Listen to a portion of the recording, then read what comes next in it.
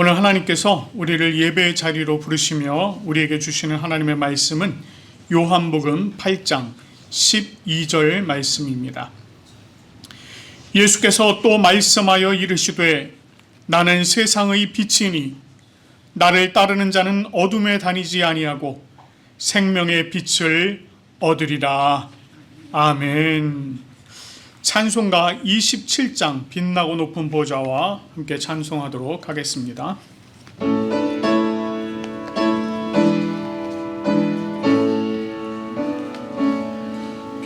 빛나고 높은 보좌와 그 위에 앉으신 주 예수 얼굴 영광이 해같이 빛나네.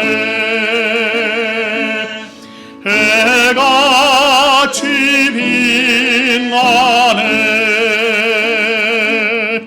지극히 높은 위엄과 한없는 자비를 그 천사 소리 합하여 늘 찬송 드리네. 늘 찬송 드리네. 영죽을 나를 살리려 그 영광 떠나서 그 부끄러운 십자가 날 위해 지셨네. 날 위해 지셨네. 나 이제 생명이 있음은 주님의 은혜요. 저 사망 권세 이기니 큰 기쁨 넘치네. 큰 기쁨 넘치네. 주님의 보좌 있는데 천한 몸 이르러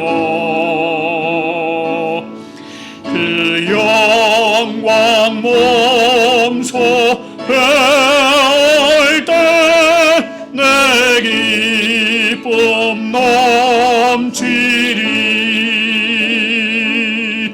내 기쁨 넘치리.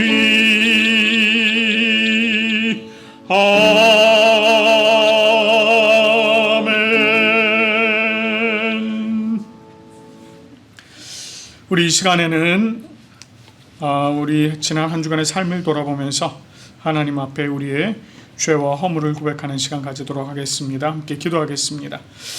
자비와 긍휼이 많으신 하나님 아버지, 우리가 지난 한 주간 우리의 삶을 돌아보며 하나님 앞에 범한 죄와 허물을 주님 앞에 고백하며 나아갑니다. 하나님, 예수님께서는 우리에게 너희는 세상의 빛과 소금이다 이렇게 말씀을 하셨으나 하나님, 우리는 빛을 잃은 등잔과 같이 맛을 잃은 소금과 같이 그러한 모습으로 살았습니다. 하나님께서 내 이웃을 내 몸과 같이 사랑하라 말씀하셨지만 이웃을 사랑하기보다 그저 나의 이익을 먼저 생각하고 내 몸을 먼저 생각하며 그저 나만 사랑하는 이기적인 삶을 살았습니다. 하나님의 뜻을 우리가 이 땅 가운데 살아가며 이해하지 못하고 그저 나의 뜻, 나의 생각만을 주장하며 살았습니다. 하나님, 이와 같이 나를 먼저 생각하고 살아간 것은 내가 하나님을 잘 몰랐기 때문입니다. 하나님을 모르는 것이 가장 큰 죄악이라고 말씀하셨는데 우리가 그런 죄악 가운데 살았습니다. 하나님, 이제 우리 각자가 자신의 입으로 하나님께 죄와 허물을 고백하오니 하나님, 우리의 참회의 기도를 들어주시고 우리를 용서하여 주시옵소서. 함께 기도합니다. 하나님 아버지, 오늘 하나님 아버지 앞에 이렇게 나와 우리의 모든 죄와 허물을 또한 아버지 하나님께 주님 앞에 고백하며 하나님이여, 주님의 그 귀하신 사랑을 아버지 하나님 정말 우리에게 베풀어 주셨고 하나님, 우리를 정말 주님의 은혜 안에 거룩하라고 말씀하셨습니다. 하나님, 그러지 못했던 우리의 모습이 있습니다. 아버지 하나님, 그러지 못했던 우리의 연약함이 있습니다. 아버지 하나님의 참으로 정말 주님 아버지 우리가 아버지 하나님 우리는 모든 것들을 욕하고 주여 하나님, 우리를 불쌍히 여기시고 우리를 긍휼히 여겨 주시옵소서. 하나님, 그리하여서 우리가 하나님의 그 온전하신 은혜 가운데 세워질 수 있도록 도와주시옵소서. 하나님의 능력 가운데 세워주시옵소서. 아버지 하나님 귀하신 사랑 가운데 세워주시옵소서. 그리하여 우리가 아버지 하나님의 그 은혜로 아버지 하나님 정말 이 시간에 온전히 죄사함을 받는 귀한 은혜가 넘칠 수 있도록 인도하여 주시옵소서. 그리하여 하나님, 우리가 참으로 정말 성령의 은혜 가운데 아버지 하나님의 정말 인도하신 가운데 이 예배 자리로 더욱더 감사하며 나아가는 우리의 모습도 되어줄 수 있도록 하나님 은혜를 더하여 주시옵소서.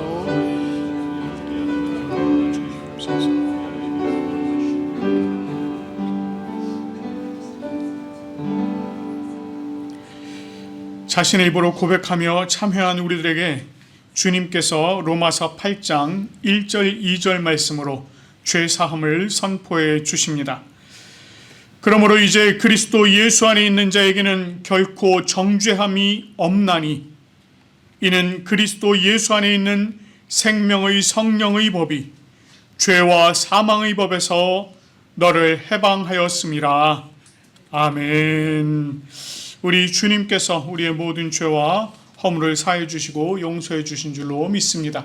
이제 모두 자리에 앉으시겠습니다. 우리가 하나님께 올려드리는 이 예배는 성부, 성자, 성령을 믿는 믿음의 신앙 고백이 기초가 되어야 합니다. 우리 이 시간에 니케아 콘스탄티노폴리스 신조로 우리의 신앙을 함께 고백하며 나아가도록 하겠습니다. 우리는 한 분 하나님 아버지께서 전능하시며 하늘과 땅, 보이는 것과 보이지 않는 모든 것을 창조하신 것을 믿습니다. 그리고 한 분 주 예수 그리스도를 믿습니다. 그분은 하나님의 유일한 아들이시며 모든 세대 이전에 아버지로부터 나시고 빛으로부터의 빛, 참 하나님으로부터의 참 하나님, 만들어지지 않으시고 나신 분이시며 아버지와 동질이시며 모든 것은 그분으로부터 나왔으며 우리 사람을 위해서 우리의 구원을 위해서 하늘로부터 오시고 성령과 동정녀 마리아로부터 육체를 취하시사 사람이 되시고 우리를 위해서 본디오 빌라도 치하에서 십자가에 달리시고 고난받고 무덤에 묻히셨으며 성서대로 셋째 날에 부활하시고 하늘에 오르사 아버지 우편에 앉으셨습니다. 그리고 그분은 영광 가운데에서 산자와 죽은 자를 심판하시기 위하여 다시 오십니다. 그 나라는 결코 끝남이 없습니다. 그리고 성령을 믿습니다. 그분은 주가 되시며 생명을 주시고 아버지로부터 나오시며 성부와 성자와 함께 예배를 받으시고 함께 영광을 받으시며 선지자를 통하여 말씀하십니다. 우리는 하나의 거룩한 보편적이며 사도적인 교회를 믿습니다. 우리는 죄 용서를 위한 유일한 세례를 고백합니다. 우리는 죽은 자의 부활과 오는 세대의 생명을 대망합니다. 아멘. 오늘 저희가 함께 교독할 말씀은 교독문 76번 요한복음 1장 말씀입니다. 여러분 그 찬송가 제일 뒤쪽에 보시면 교독문이 쭉 나와 있습니다. 여러분 한번 직접 찾아보시길 부탁드리겠습니다. 찬송가 뒤쪽에 교독문 76번입니다. 우리 한 절씩 교독하도록 하겠습니다. 태초에 말씀이 계시니라. 이 말씀이 하나님과 함께 계셨으니 이 말씀은 곧 하나님이시라. 그가 태초에 하나님과 함께 계셨고 만물이 그로 말미암아 지은 바 되었으니 지은 것이 하나도 그가 없이는 된 것이 없느니라. 그 안에 생명이 있었으니 이 생명은 사람들의 빛이라. 빛이 어둠에 비치되 어둠이 깨닫지 못하니라. 참빛 곧 세상에 와서 각 사람에게 비추는 빛이 있었나니 그가 세상에 계셨으며 세상은 그로 말미암아 지은 바 되었으니 세상이 그를 알지 못하였고 자기 땅에 오매 자기 백성이 영접하지 아니하였으나 영접하는 자 곧 그 이름을 믿는 자들에게는 하나님의 자녀가 되는 권세를 주셨으니 이는 혈통으로나 육정으로나 사람의 뜻으로 나지 아니하고 오직 하나님께로부터 난 자들이니라.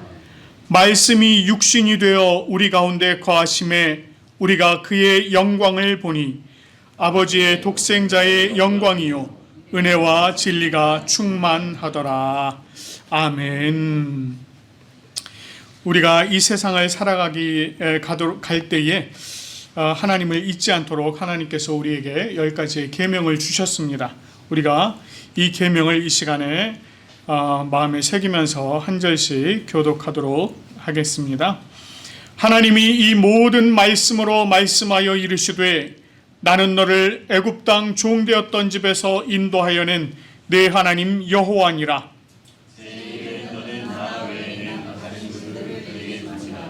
죄인은 너를 위하여 새긴 우상을 만들지 말고 또 위로 하늘에 있는 것이나 아래로 땅에 있는 것이나 땅 아래 물속에 있는 것의 어떤 형상도 만들지 말며 그것들에게 절하지 말며 그것들을 섬기지 말라. 나 여호와 너의 하나님은 질투하는 하나님인즉 나를 미워하는 자의 죄를 갚듯 아버지로부터 아들에게로 3, 4대까지 이르게 하거니와 나를 사랑하고 내 계명을 지키는 자에게는 1000대까지 은혜를 베푸느니라. 제3은 너는 내 하나님 여호와의 이름을 망령되게 부르지 말라. 여호와는 그 이름을 망령되게 부르는 자를 죄 없다 하지 아니하니라. 제4는 안식일을 기억하여 거룩하게 지키라. 엿새 동안은 힘써 내 모든 일을 행할 것이나 일곱째 날은 내 하나님 여호와의 안식일인즉 너나 내 아들이나 내 딸이나 내 남종이나 내 여종이나 내 가축이나 내 문 안에 머무는 객이라도 아무 일도 하지 말라. 이는 엿새 동안에 나 여호와가 하늘과 땅과 바다와 그 가운데 모든 것을 만들고 일곱째 날에 쉬었습니다. 그러므로 나 여호와가 안식일을 복되게 하여 그날을 거룩하게 하였느니라.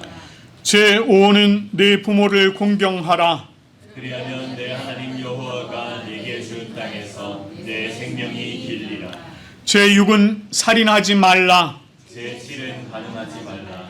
제8은 도둑질하지 말라. 제9는 내 이웃에 대하여 거짓 증거하지 말라. 제10은 내 이웃의 집을 탐내지 말라. 내 이웃의 아내나 그의 남종이나 그의 여종이나 그의 소나 그의 나귀나 무릇 내 이웃의 소유를 탐내지 말라. 아멘. 이 시간에는 성령 조명기도 함께 올려드리도록 하겠습니다. 기도하겠습니다. 하나님 아버지, 오늘 하나님께서 저희들에게 귀하고 좋은 주일을 허락하여 주시니 참으로 감사드립니다. 하나님, 저희가 지난 한 주간 각자 맡겨주신 처소에서 또 맡겨주신 일을 하며 한 주간을 지내다가 이렇게 주일을 맞아요 주님 앞에 나와왔습니다. 우리를 주님께서 불러주시고 이 자리에서 함께 예배 올려드릴 수 있도록 인도하여 주신 그 은혜에 너무나도 감사를 드리며 우리가 이 예배를 통하여서 온전히 하나님 앞에 찬양과 영광과 존귀를 올려드리는 이 예배 시간 되어질 수 있도록 인도하여 주시옵소서. 하나님, 이 시간 우리 자신을 주님께서 기뻐하시는 거룩한 살아있는 제물로 올려드리기 원합니다. 아버지 하나님, 우리가 참으로 한 주간을 거룩하게 살며 우리 자신을 거룩하게 가꾸어 주님 앞에 올려드릴 수 있는 이 시간이 되도록 주님 더욱 인도하여 주시고 우리를 주님께서 또한 기쁘게 받아주시는 이 예배 되어질 수 있도록 인도하여 주시옵소서. 성령 하나님, 특별히 이 자리 가운데 함께 하시는 줄로 믿습니다. 성령 하나님께서 이 예배를 처음 시작하는 시간부터 마치는 시간까지 인도해 주신 줄로 믿습니다. 성령 하나님께서 특별히 이 자리 가운데 함께 계실 뿐만 아니라 우리의 마음의 문을 열어주시고 우리에게 전해지는 모든 말씀이 온전히 하나님의 귀한 말씀으로 받는 그 은혜가 될 수 있도록 인도하여 주시옵소서. 오늘 하나님께서 베풀어 주시는 이 말씀의 깊은 뜻을 우리로 하여금 깨닫게 하여 주시옵소서. 이 말씀이 선포될 때에 아버지 하나님, 우리의 마음이 온전히 변화되어지는 귀한 말씀이 되어질 수 있도록 인도하여 주시옵소서. 하나님, 특별히 주님께서 단의 귀한 목사님 박영국 목사님 세워주시니 감사합니다. 우리 목사님 입술을 통하여서 선포되어지는 말씀이 참 하나님의 말씀이 되게 인도하여 주시고 그 말씀이 우리의 삶을 변화시키는 귀한 말씀 되어지도록 인도하여 주시옵소서. 오늘 이 시간 온전히 주님 앞에 드리는 예배를 주님께서 기쁨으로 받아주실 줄 믿사옵고 감사드리며 우리 주 예수 그리스도의 이름으로 기도드립니다. 아멘.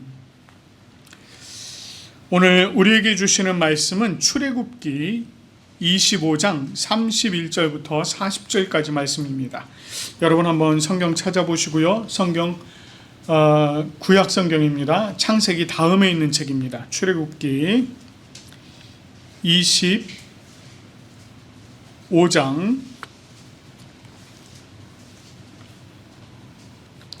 31절부터 40절까지 말씀을 제가 봉독하도록 하겠습니다.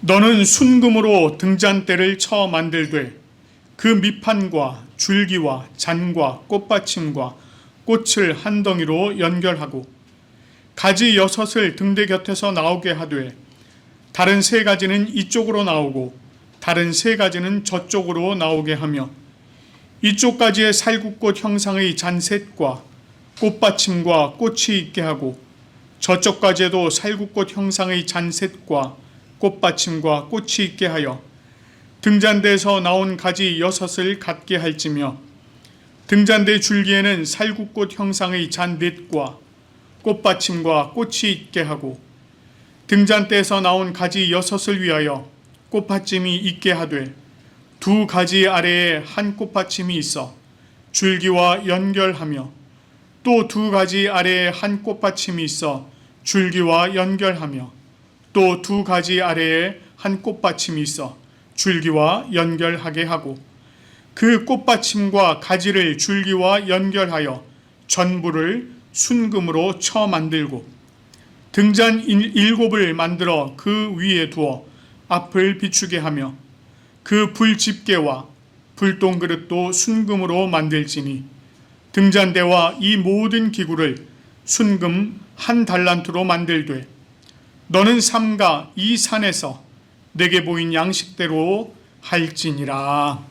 아멘. 오늘 하나님께서 저희들에게 귀한 목사님 보내주셨습니다. 우리 이스라엘 하우스 원장님이시자 샤론교회 담임 목사님으로 섬기고 계시는 우리 박영국 목사님 보내주셨습니다. 오늘 저에게 말씀 전해주실 때 여러분 많은 은혜 받으시기 바랍니다.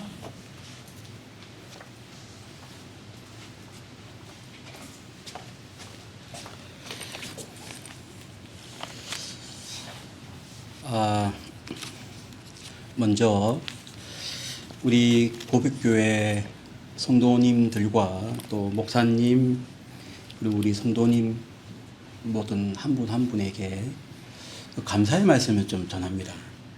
제가 이제 요 밑에 이스라엘 하우스에 있는데 저 이스라엘 하우스가 운영되는 것은 고백교회가 아니면 운영될 수가 없습니다. 저기에.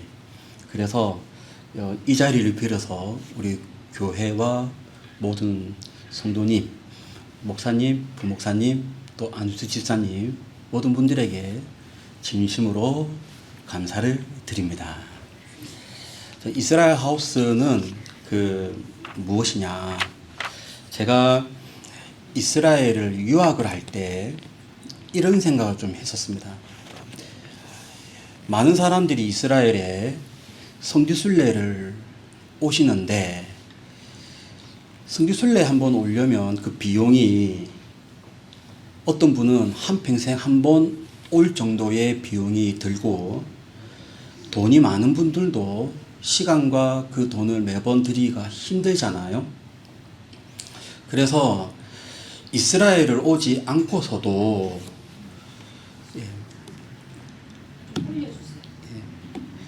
이스라엘에 오지 않더라도 한국에서 이스라엘을 좀 아는 장소가 있으면 좋겠다라는 생각을 이스라엘 유학을 할 때 했었습니다. 그리고 이제 한국에 이제 왔는데 하나님께서 좋은 사람들 만나게 해주셔서 이제 이스라엘 하우스를 이제 운영을 하고 있는 것입니다.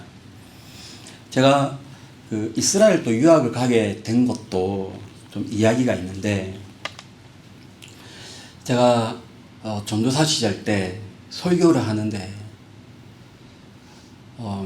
정확한 제가 읽은 말씀 본문으로 삼아서 읽은 말씀에 관해서는 정확한 정보를 설교를 듣는 분들에게 전달하고 싶은 마음이 들었습니다. 왜 아무리 목사라고 해도 정확한 정보 없이 그냥 내뱉을 수 있거든요.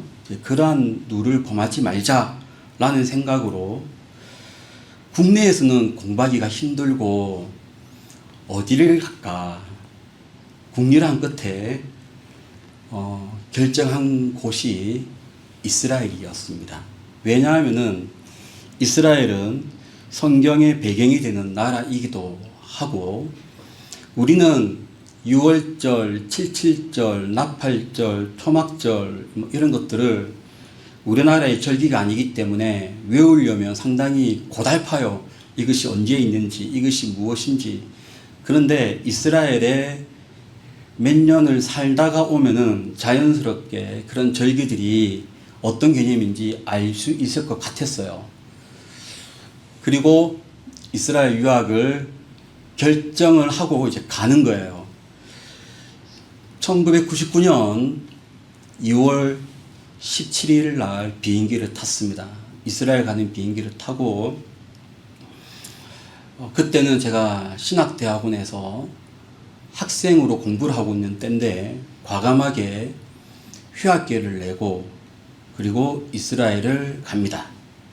그리고 다시 한국으로 돌아오는데 딱 1년이 걸립니다. 2월 16일 날, 그 다음에 2월 16일 날 한국에 도착을 했습니다. 이스라엘을 가게 되는 그 과정에 이스라엘에서 정착을 잘 할 수 있도록 좀 역할을 하신 여자 전사님이 계셨어요. 그분이 신대원 때 보니까 방학 때마다 이스라엘을 가는 것을 제가 보고 그 여자 전사님께 어떻게 하면 이스라엘을 갈 수 있냐고 이제 물어봤고 그 여자 전사님이 안내를 잘 해줘서 그래서 이제 1년을 다녀오게 되었고요. 너무 좋아서 결혼하고 또 이스라엘 유학을 본격적으로 하게 되었습니다. 비행기를 타고 이스라엘에 딱 내렸는데 진짜 좋았어요. 그때 그 기분이라고 하는 것은 이루 말을 할 수가 없었던 것이 꿈에도 그리던 너무 공부하고 싶었던 그리고 성경의 배경이 되는 그 이스라엘이라는 나라를 딱 밟는 그 순간 너무 이게 환희에 찼고요.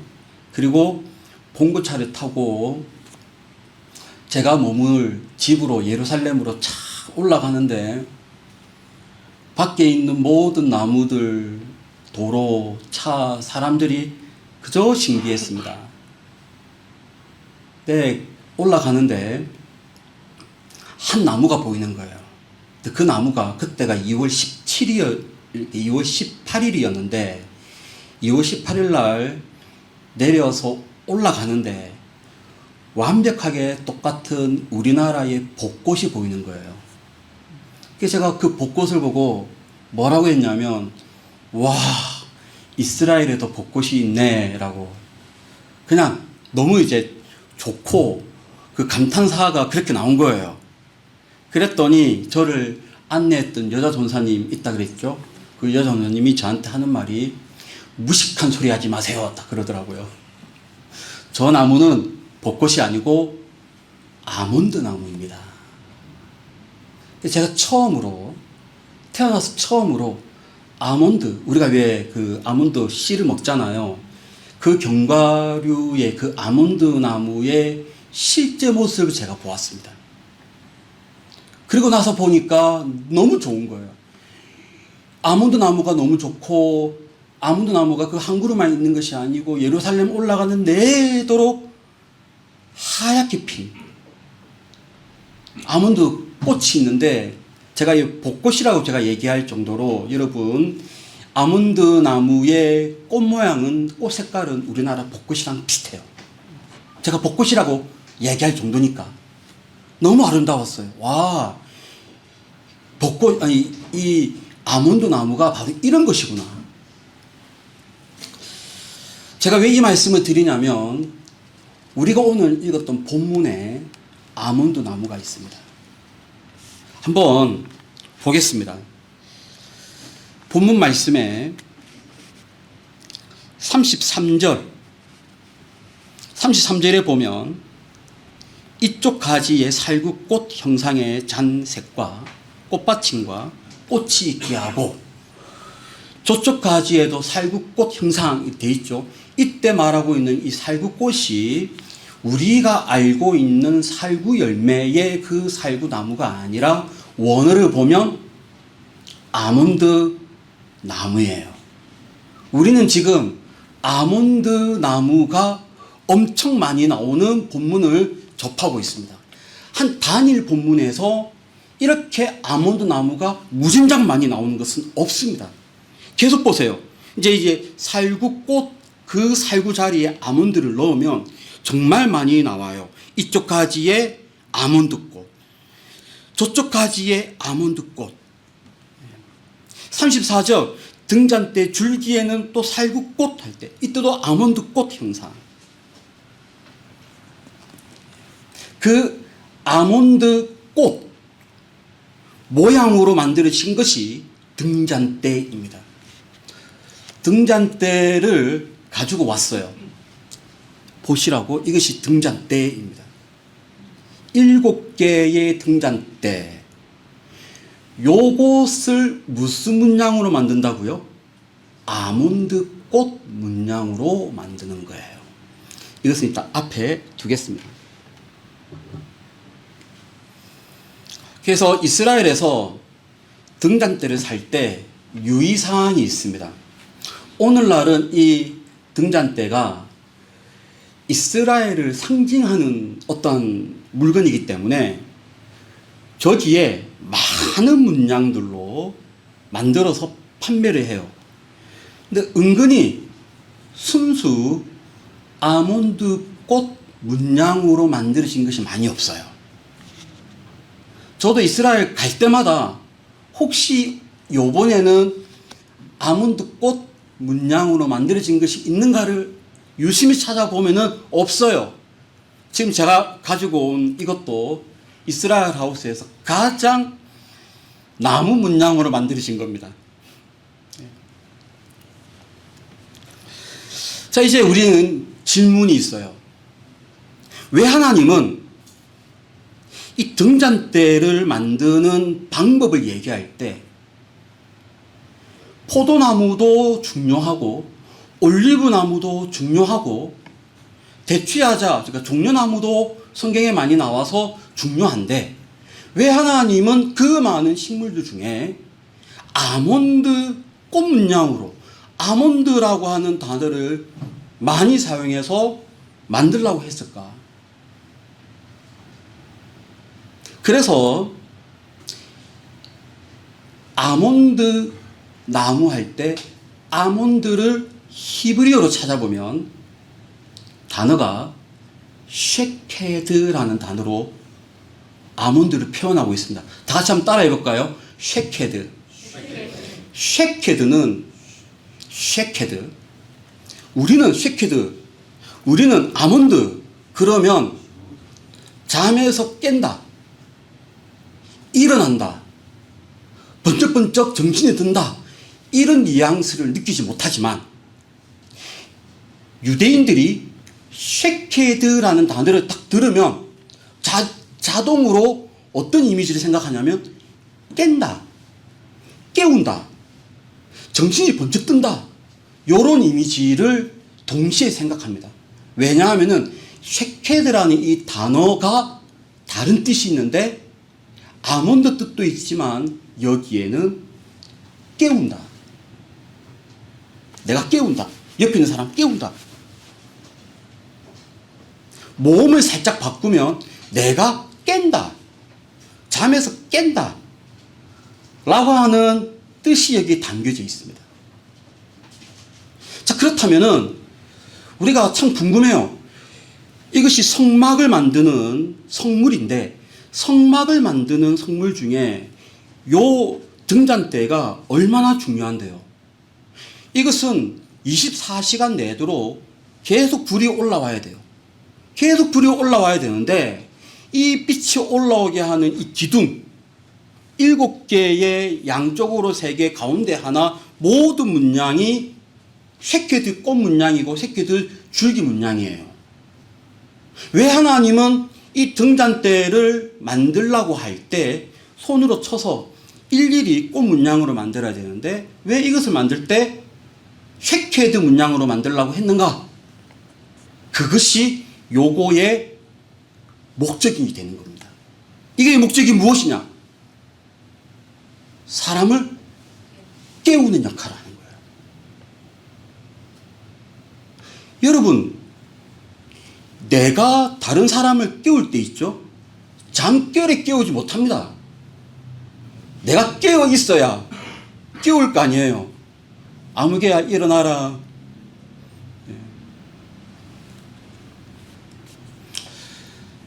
제가 새벽에 되게 빨리 일어납니다. 어릴 때부터. 새벽 4시 반, 5시가 되면 눈이 그냥 떠졌어요. 그래서 그 새벽에는 저 멀리서 다른 방에서 속삭이는 소리가 다 들려요, 저는. 제가 초등학교 6학년 때 제 위에 누나가 2명이 있는데 누나 2명이 자고 있는 방이 좀 떨어져 있었어요. 거실 지나서 저기에서 계속 알람 소리, 시계 알람 소리가 따르르르 따르르르 따르르 나는데 끌 줄 알았어요. 근데 아무리 기다려도 끄지를 않는 거예요. 그래서 내가 일어나서 저걸 진짜 내가 꺼야 되겠다고 누나 방에 문 열고 갔거든요. 야, 정말 신기한 것이 시계가 어딨냐면 누나 2명 자고 있는 귀 가운데 시계 가서 막 울리는데 그것을 못 듣고 계속 자는 거예요. 제가 딱 끄고 깨웠죠. 여러분, 사람을 깨우려면요, 내가 먼저 깨어 있어야 됩니다. 그러면 이 등잔대가 하는 역할이 무엇일까요? 등잔대는 내가 먼저 깨어 있어야 되고요. 깨어 있는 사람이 다른 사람을 깨우는 것입니다. 쉐케드를 제가 언제 봤다고 했냐면 2월 18일 날 봤습니다. 시기적으로 이스라엘의 봄이 점점 다가오는 때에 겨울이 끝나고 봄이 왔습니다를 알리는 신호탄. 그래서 이스라엘에서는 이 아몬드가 봄의 전령사, 봄을 알리는 나무, 겨울잠에서 깨어서 이제 봄을 맞이해라 라는 의미로 이 꽃이 사람들한테 인식이 되고 있습니다. 마치 우리나라의 벚꽃이랑 비슷해요. 벚꽃도 봄을 알리는 나무잖아요. 우리나라에 벚꽃이 있다면 이스라엘은 아몬드 꽃이 있습니다. 봄을 알리는 거예요. 여러분, 성막에 있는 모든 기구들은요, 다 예수님을 상징합니다. 모든 도구들, 뭐 떡상이라든지 아니면 문이라든지 기둥이라든지 뭐 휘장이라든지 법궤라든지 다 예수님을 상징합니다. 그렇다면 이 등잔 때도 누구를 상징하느냐? 무엇을 상징하느냐? 예수님을 상징하는 거예요. 그러면 이 예수님께서는 이 땅에 왜 오셨습니까? 이 땅에 오신 목적, 사람들을 깨우기 위해서, 잠자고 있는 우리의 영혼을 깨우기 위해서 예수님은 오셨어요. 그런데 예수님께서 항상 그분이 깨어있기 위해서 하신 것이 뭐냐 하면 밤낮 기도하는 것입니다. 예수님의 기도를 연구를 하면 정말로 저는 부끄럽기 그지없고, 내가 정말 지금 목회를 하고 있나? 내가 지금 제대로 가고 있나? 깊은 반성이 올 정도입니다. 왜냐하면 예수님은 중요한 것을 하실 때마다 중요한 것을 중요한 것이 아니게 보인다 할지라도 항상 기도하셨어요. 제가 제일 도전받는 것이 뭐냐 하면요, 예수님의 기도 중에 12제자를 뽑을 때예요. 12제자를 뽑을 때 밤새도록 기도를 했습니다. 그리고 나서 12명의 명단이 딱 나오는데 12명의 명단을 딱 보면 이해가 돼요. 왜냐하면 정치적으로 극과 극이 그 안에 있었거든요. 베드로, 안드레, 야고보, 요한 이런 사람들은 민족주의. 그들은요, 민족주의 사람이에요. 근데 거기에 마태와 같은 사람은 세리였으니까 친로마 사람. 베드로는 완전히 유대 중심주의 사람. 그런 거 보면 예수님이 이 조합을 만들 때 정말로 이 마태를 여기에 넣어야 됩니까? 말아야 됩니까? 가룟 유다라고 하는 이 사람을 넣어야 됩니까? 말아야 됩니까? 그것을 한 사람 한 사람을 결정하기 위해서 밤새도록 기도를 했다는 거예요. 그리고 치유사역을 합니다. 치유사역을 하고 나서 사람들이 막 모이니까 예수님이 하신 것, 그들을 피해서 한적한 곳에 가서 또 기도하십니다. 예수님은 항상 그의 영혼이 깨어 있기 위해서 항상 기도했어요. 그랬더니 사람들에게 복음을 증거하는 거예요. 사람들을 깨우는 것입니다. 내가 깨어 있어야 사람들을 깨우는 거예요. 여러분, 이것은요, 첫 번째 예수님을 상징하는 것입니다. 깨어 있어야 깨우는 것입니다. 그런데 또 이것은 무엇을 상징하냐면 그분 예수님을 믿는 우리들도 이것을 말하고 있어요. 예수님을 따르는 우리들도 예수님처럼 다른 사람들을 깨워야 돼요. 깨우기 위해서는 어떻게 되는가? 내가 깨어 있어야 되는 거예요. 내가 깨어 있으려면 어떻게 됩니까? 기도와 말씀밖에 없는 거예요. 다른 세계사 책을 읽으면서 내가 깨어 있는 것은 아닙니다. 다른 어떠한 수필이나 시집을 읽으면서 내가 깨는 것은 아니에요. 내가 영적으로 깨기 위해서는 어떻게 되는가? 기도와 말씀 연구밖에 없는 거예요. 그래야 내가 깨울 수 있습니다. 여러분 여기 말고 등장 때 말고 여러분 생각에 여러분 성경 지식에 살구라고 하는 이 단어가 또 언제 나오는지 혹시 아십니까? 살구라고 하는 단어가 어디에 나와요? 아론의 쌍난 지팡이가 살구나무예요.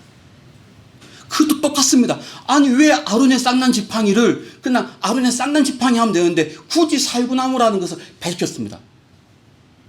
왜 아론의 쌍난 지팡이가 살구나무이어야 할까요? 아론이 무엇입니까? 아론의 후예가 제사장들 아니겠습니까? 제사장의 역할이 백성을 깨우는 거예요. 말씀으로 깨우고 기도하라고 깨우고 찬양하라고 깨우고 깨기 위해서는 제사장이 말씀에 몰두해야 됩니다. 어느 정도냐? 성경에 나와 있는 제사장들은요 말씀을 통째로 외울 정도입니다. 여러분 에스겔에서 보면요 에스겔이 제사장 출신이거든요. 그 에스겔 예레미야도 제사장 출신이거든요. 성경을 달달달달 외울 정도예요. 성막이 성전이 여기에서 이까지 몇 센티미터이고 몇 미터이고 다 머릿속에 들어와 있습니다. 내가 알아야 백성들을 깨우는 거예요. 얼마나 많이 알고 얼마나 많이 기도했는지 드디어 하나님이 예레미야와 에스겔을 부르시는 거예요. 예레미야에게 그럽니다. 너가 무슨 환상을 보느냐? 무슨 환상을 봅니까? 살구나무 가지를 보나이다. 왜 살구나무일까요? 예레미야의 역할이 뭐냐? 백성을 깨우는 것이거든요. 자, 그렇다면 오늘날 예수님을 따르는 우리들 어떻게 살아가야 되겠습니까? 우리의 목적이요 무조건 깨우는 거예요. 옆에 있는 사람을 영적으로 깨우는 것입니다. 내 앞에 있는 사람을요 영적으로 깨우는 거예요. 내가 살면서 만나는 모든 사람들을 어떻게 저 사람을 깨우지? 어떻게 저 사람을 하나님의 은혜 앞으로 모시고 오지? 여러분 모쪼록 여러분의 평생이 다른 영혼들을 깨우는 그런 우리 성도님들 되기를 축복을 드립니다. 그러기 위해서는 내가 깨어 있어야 됩니다. 저는 이스라엘 유학을 전체 7년을 했어요.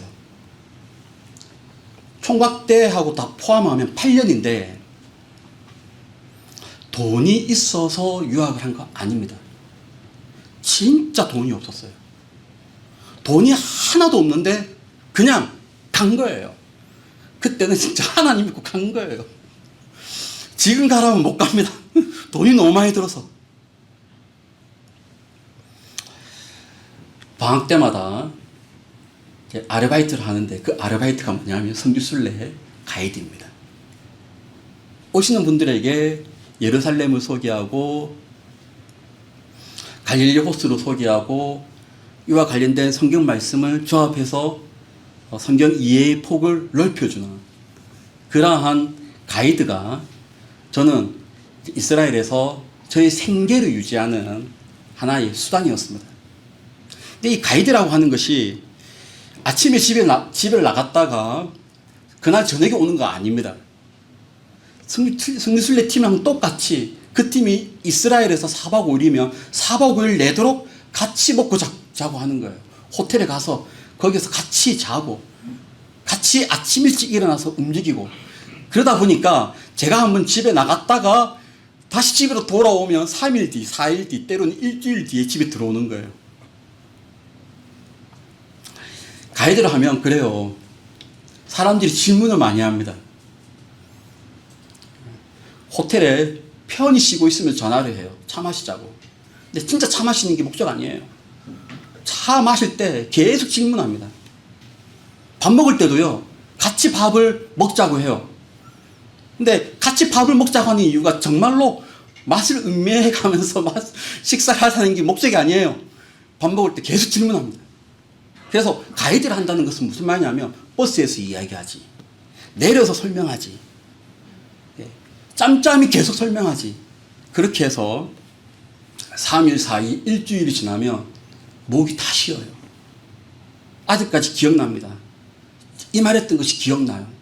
그날 4일 만에 집에 들어왔는데 완전히 내 육체가 뜯겼어요. 목소리도 하나도 안 나오고 집에 들어왔어요. 초인종 눌렀어요. 제 아내가 너무 반가워서 막 달려왔을 거 아니에요. 제 첫 마디가 뭐였냐면, 여보, 된장국. 얼마나 목이 피곤한지.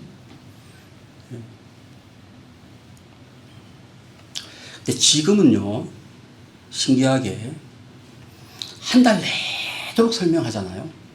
목이 안 쉬어요. 이제 가이드 하면서 제 나름대로의 노하우가 생겼습니다. 지금도 제가 이스라엘 나가거든요. 전쟁 때문에 못 나가지만 터키나 이렇게 나가거든요. 나가면 옛날에는 열흘 동안 하고 들어왔으면 목이 완전 갔어요. 그래갖고 집에 오면 여보 된장국 이렇게 할 정도인데 지금은 목이 하나도 안 쉬어요. 어떤 비결이 있을까? 여러분, 이것은 여러분 목을 많이 쓰시는 직업을 갖고 있다면 참고하십시오. 올리브유입니다. 올리브유. 어느 순간 올리브유가 어떠한 기능이 있다는 것을, 효과가 있다는 것을 알고 나서부터는 가이드를 시작하잖아요. 그럼 그때부터는 올리브유를 얼마나 많이 먹는지, 아침 식사할 때 빵 찍어 먹는 올리브유, 샐러드에 올리브유, 때로는 올리브유를 그냥 2스푼 계속 올리브유를 마시면서 목을 관리합니다. 여러분, 이스라엘은 올리브유가 되게 유명합니다. 왜 유명하느냐? 이스라엘의 물은 전부 다 석회입니다. 물을 마시면 그 안에 석회가 있어요. 심지어는 내가 $1 돈 내고 사 먹는 물 안에도 안에 미량의 석회가 있습니다. 그 석회를 돈 주고 산 미네랄 물을 커피포트에 끓이잖아요. 그러면 한 4번, 5번 정도 끓이면 분명히 미네랄 물이라고 내가 샀는데 커피포트 안에 토성처럼 하얀 띠가 쫙 둘러쳐져 있습니다. 아무리 파는 물 안에도 거기에는 그냥 물 자체가, 땅이 다 석회니까 그냥 석회가 있는 물이 있는 거예요. 근데 이스라엘 사람들이, 아랍 사람들이, 그 땅에 사는 사람들이 물을 많이 마셨다고 해서 죽었다든지 물을 많이 마시고 담색이 생겼다든지 그런 이야기가 없어요. 왜 그럴까요? 올리브유. 모든 식탁에 올리브 열매, 올리브유. 올리브유를 계속 먹으면 그렇대요. 기관지, 이 입에서부터 기관지 들어가서 이 배까지 모든 찌꺼기들이 전부 다 박살난답니다. 제가 이런 설명을 막 이게 들떠갖고 신나게 막 설명하고 있으니까 그 중에 한 분이 탁 손을 들더니 마이크를 잠깐 저한테 줄 수 있겠습니까? 그러더라고요. 왜냐면 그분이 한의사거든요. 마이크를 딱 들으니까 제가 모르는 용어를 사용해 가면서 무슨 얘기를 하냐면 그것 때문에 몸 안에 들어오는 모든 찌꺼기들이 박살난다는 거예요. 100% 사라진다는 거예요. 그래서 올리브유는 많이 먹으면 좋다. 참고하세요. 예. 저도 이스라엘산 올리브유가 항상 집에 있습니다. 집 전쟁 나서 제가 못 가지만 이럴 때를 대비해서 항상 이스라엘산 올리브유는 찬장에 있습니다. 많이 재놓거든요. 그리고 이렇게 목을 많이 쓰는 날이다 그러면 집에서 몇 스푼 먹고 나오죠. 그렇다 보니까 올리브유는 이스라엘 백성들에게 어떤 느낌이냐면 환희, 기쁨, 즐거움, 행복 이런 느낌이에요. 왜? 우리를 살려주니까. 우리가 이것이 없으면 그 물 마시고 죽잖아요. 배탈 나고. 그런데 우리가 배탈로 나지 않고 죽지 않게 하는 그 열매, 그 기름, 올리브 열매, 올리브유 얼마나 좋아요. 그래서 올리브유가 상징하는 것은 무엇이냐면 생명을 상징합니다. 우리를 살려주는 것. 그 우리를 살려주는 것이니까 우리에게 즐거움을 상징합니다. 그 생명을 상징하고 즐거움을 상징하는 올리브유를 짜는 방법. 큰 보자기에다가 올리브유를 막 그 올리브 열매를 집어넣고 돌을 연결해서 쭉 짭니다. 쭉 짜면은 제일 처음으로 나오는 기름이 있어요. 제일 처음으로 나오는 기름, 이걸 두고 뭐라고 부르냐면 엑스트라 버진이라고 얘기하는 거예요. 제일 좋은 거. 이것을 사람이 먹는 거죠. 제일 좋은 기름. 하지만 여러분, 이스라엘 백성들은 모든 집마다 제일 먼저 짜요. 제일 먼저 딱 짜면은 제일 처음에 나오는 그 기름을 원래 사람이 먹어야 되는데 먹지 않습니다. 하나님께 드립니다. 그렇게 해서 모여진 곳이 성전이에요. 성전에 있는 모든 올리브유는 엑스트라 버진, 제일 좋은 거, 가장 깨끗한 거. 그의 용도는 무엇이냐? 성전에 모든 올리브유가 필요하다. 그러면 전국에서 모인 그 올리브유, 가장 깨끗하고 가장 순수하고 그걸로 사용하는 거예요. 자, 그렇다면 이것이 이제 등잔대인데, 이 등잔대가 기둥은 무엇이냐면 쉐케드, 아몬드예요. 자, 이게 이제 불을 피워야 될 거 아니에요. 불. 이게 기능은 불을 피우는 건데, 여기에 있는 불을 피우는 이 기름이 무슨 기름일까요? 올리브유.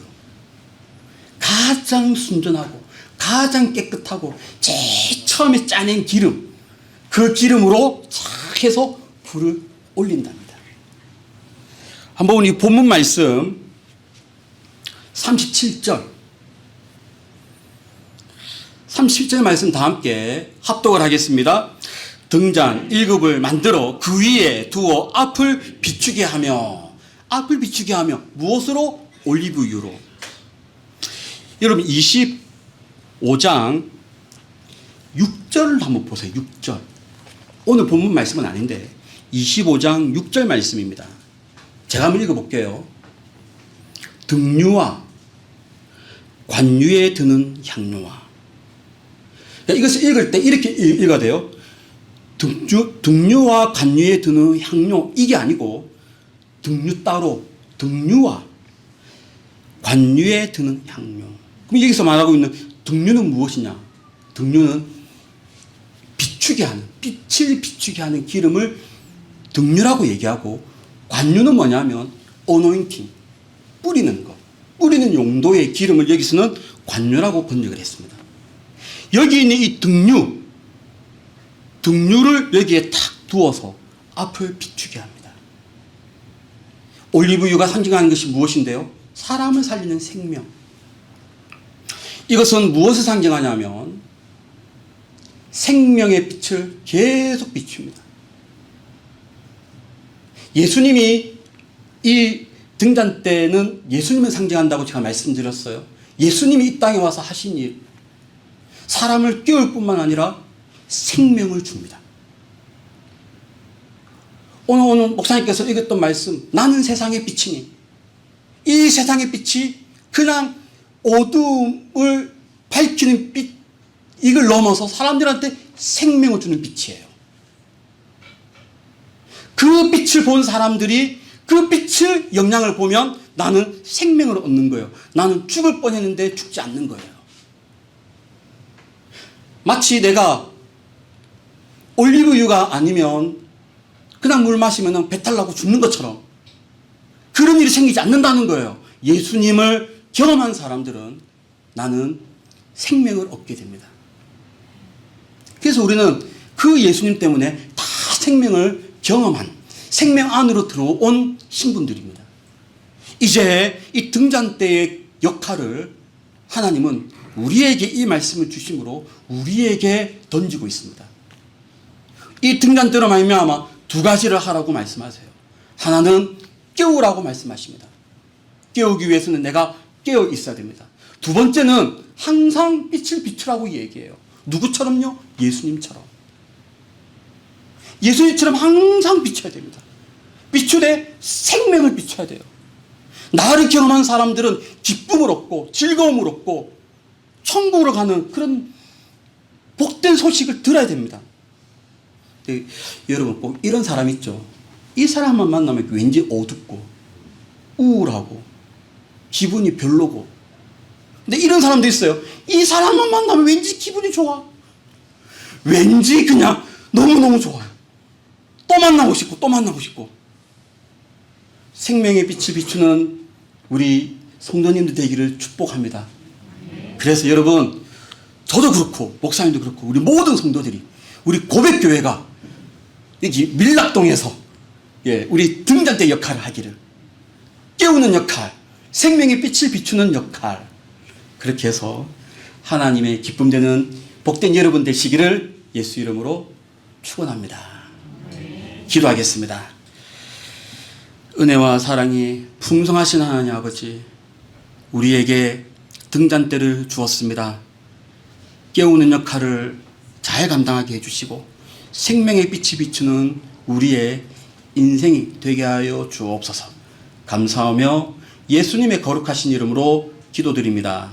아멘.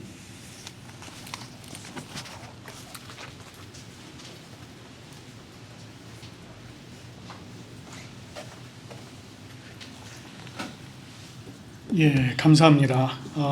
여러분 정말 깨우는 역할, 또 빛을 비추는 역할을 감당하시는 여러분들 되시기를 간절히 소망합니다.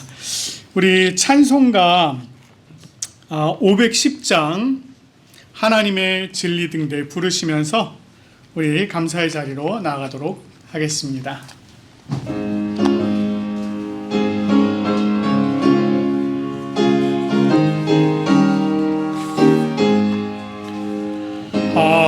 하나님의 진리 등대 길이 길이 빛나니 우리들도 등대되어 주의 사랑 비추세. 우리 작은 불을 켜서 험한 바다 비추세. 물에 빠져 헤매는 이 건져내어 살리세. 죄의 밤은 깊어가고 성난 물결 설렌다. 어디 불빛 없는 가고 찾는 물이 많구나.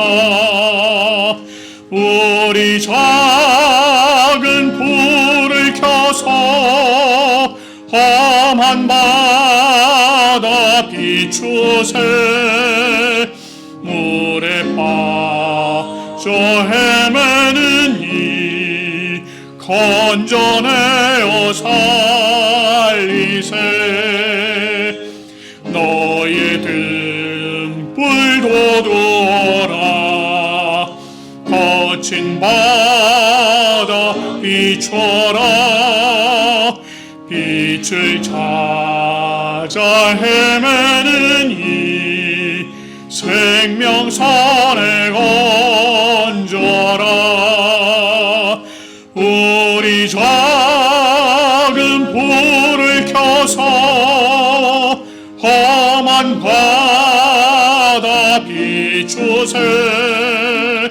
물에 빠져 헤매는 이 건져내어 살리세.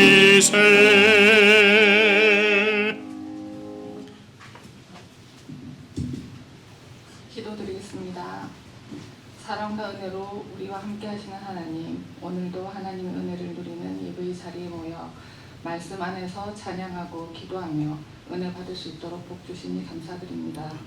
지난 한 주간에도 저희들의 몸과 마음을 지켜주시고 동행해 주셔서 감사합니다. 오늘도 감사의 의무를 구별하여 주님께 드립니다. 저희들의 마음을 기쁨으로 받으시고 드리는 손길마다 풍성하신 은혜와 축복을 더해 주시고 주님의 뜻에 맞게 잘 쓰이기를 소망합니다. 범사에 감사하며 주님의 뜻이 이루어지길 소망하고 믿는 마음으로 한 주간도 온전히 주님을 섬기며 살아가길 원하오며 예수님의 이름으로 기도드립니다. 아멘. 우리 찬송가 635장 하늘에 계신 아버지 부르시고 오늘은 가정을 위한 기도는 생략하도록 하겠습니다. 부르신 후에 우리 박영국 목사님 나오셔서 축도해 주시겠습니다.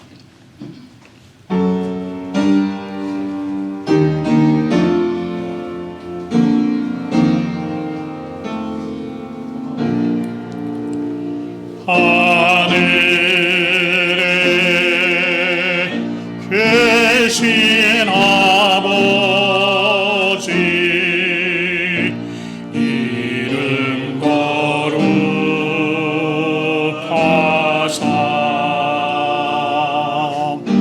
주님 나라 임하시고 뜻이 이루어지이다.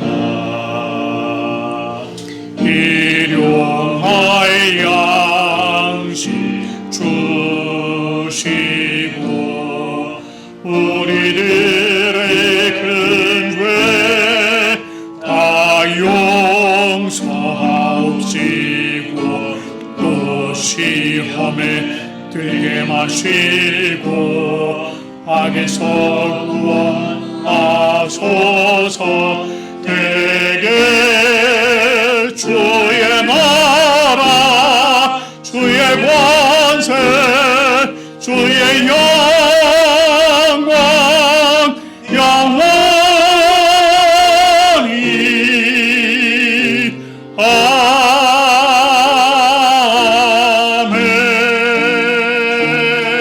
아멘. 목사님.